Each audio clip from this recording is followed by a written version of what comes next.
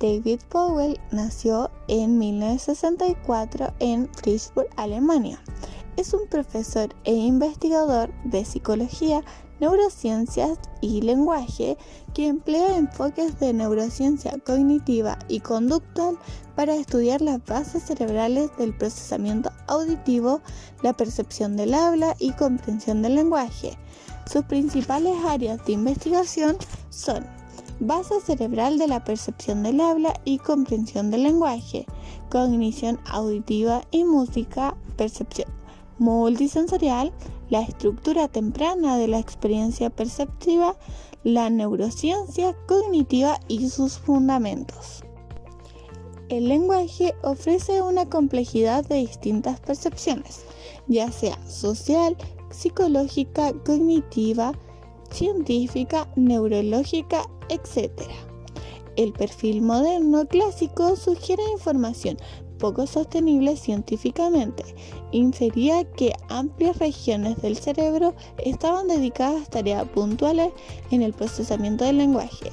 No obstante, la evidencia actual señala que tales regiones se ocupan de múltiples quehaceres cognitivos, no solo involucradas con el habla, sino también en otras actividades del ser humano.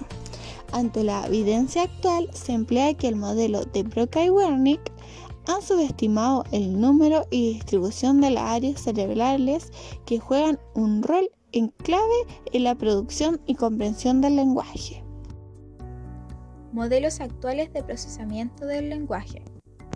Tras la aparición de técnicas de neuroimagen, se ha hecho posible reestructurar el modelo clásico, pasando a estudiar en personas sanas el procesamiento del lenguaje y su representación de forma léxica, morfológica, sintáctica y semántica. Los nuevos modelos de lenguaje consideran tres ideas principales. 1. Se ha producido un cambio en la forma en que se estudia el lenguaje y su uso. Todas las áreas participan en los procesos cognitivos implicados en el lenguaje. Se constituyen por procesos gramaticales o semánticos. 2. Las áreas del lenguaje no están implicadas solamente en aquel proceso, sino que también forman parte de otros sistemas funcionales. 3.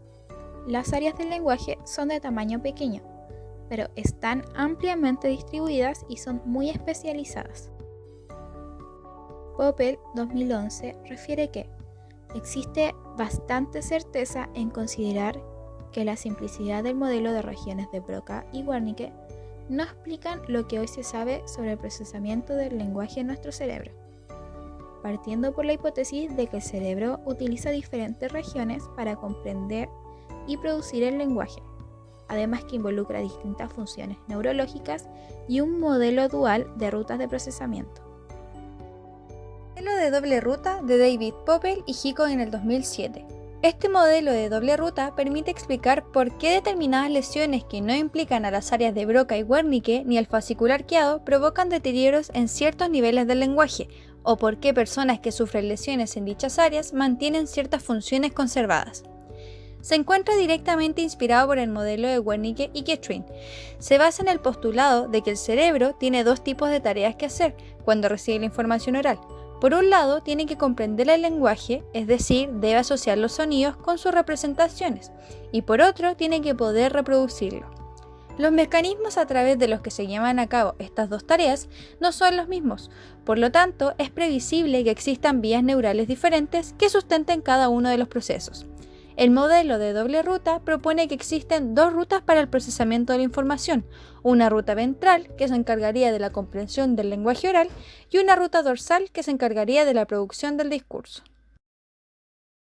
Ruta ventral, del sonido al significado. Esta ruta se organiza bilateralmente y se relaciona con el proceso de reconocimiento auditivo, que es indispensable para la comprensión del lenguaje. Implica procesos fonológicos y la decodificación fonética, que está medida por una red neuronal que proyecta a diferentes partes del lóbulo temporal. Esta red neuronal soporta el procesamiento léxico, semántico y sintáctico. Esta ruta no tiene una lateralización específica, pero esta ruta tiene tres vías. La primera vía consiste en un fascículo que conecta el lóbulo anterior temporal con la región orbitofrontal Interviene en las tareas de asociaciones semánticas, denominación y recuperación léxica. La segunda vía consiste en que el fascículo longitudinal inferior, que lleva la información visual y auditiva desde las áreas occipital posterior y temporal al lóbulo temporal anterior, se encuentra implicado en el reconocimiento visual de objetos, la lectura e identificación de las representaciones de los objetos con sus etiquetas léxicas. Por último, la tercera vía tiene la relevancia de que el fascículo fronto-occipital inferior, que conecta regiones occipitales y temporales inferiores con la corteza prefrontal, no se encuentra totalmente establecida, pero se dice que está involucrada en la escritura y la lectura. Ruta dorsal.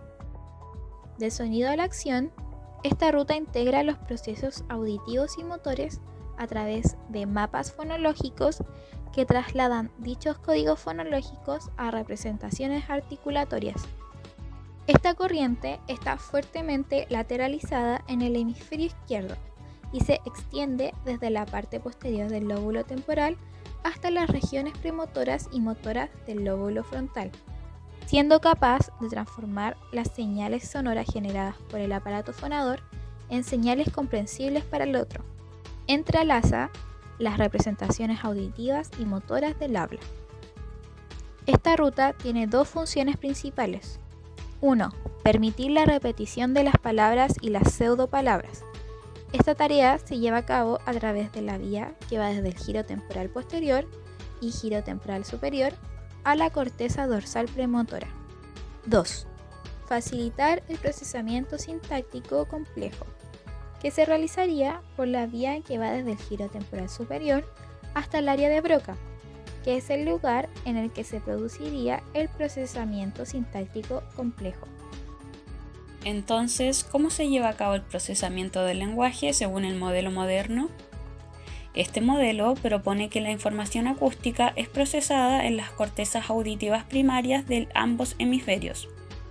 Luego de esto, la información pasa al giro temporal medial dorsal de los dos hemisferios, donde se identifican los códigos fonológicos. A partir de ahí, la información pasa a la doble ruta, en donde encontramos la ruta dorsal y la ruta ventral. En la ruta dorsal, la información se envía a la región temporoparietal de la cisura de Silvio del hemisferio izquierdo, que sería donde se conectan las representaciones sonoras de los sonidos del lenguaje con las articulatorias, que quedan almacenadas en las cortezas prefrontales. Las cortezas del surco frontal inferior, la ínsula anterior y las áreas premotoras son las responsables de generar los códigos articulatorios propios del lenguaje, que son enviados a los músculos del aparato fonador o a los movimientos de las manos.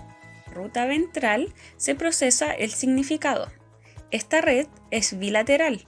La información que llega al giro temporal superior medial dorsal se proyecta al interfaz léxico de las regiones del giro temporal medial anterior y al surco temporal intermedio posterior de ambos hemisferios para así asignar la entrada fonológica de la palabra almacenada. Una vez hecho esto, se activa la información semántica sobre el significado, el uso y las propiedades de dichas palabras almacenadas de forma ampliamente distribuidas en el cerebro. Por otra parte, el modelo indica que el procesamiento del sonido del lenguaje, como los fonemas y las sílabas, se activan en la porción medial del giro temporal superior. Sin embargo, las palabras se activan en la porción anterior del giro temporal superior y por último, las frases son activadas en la región anterior del surco temporal superior.